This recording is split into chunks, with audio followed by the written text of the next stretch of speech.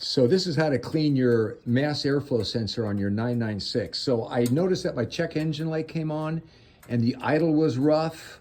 It was idling a little high, idling a little rough. I thought, well, when's the last time I cleaned my mass airflow sensor?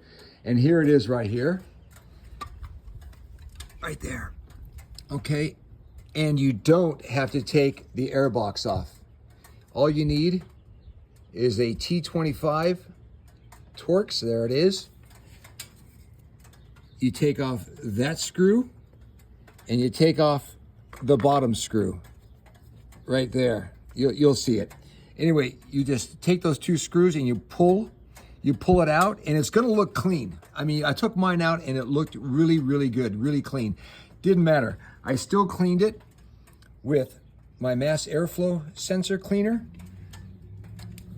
Put it back in, and now it orients, it has an orientation, so it has a wire. Your mass airflow sensor has a wire. Make sure the wire is pointing down toward the air cleaner.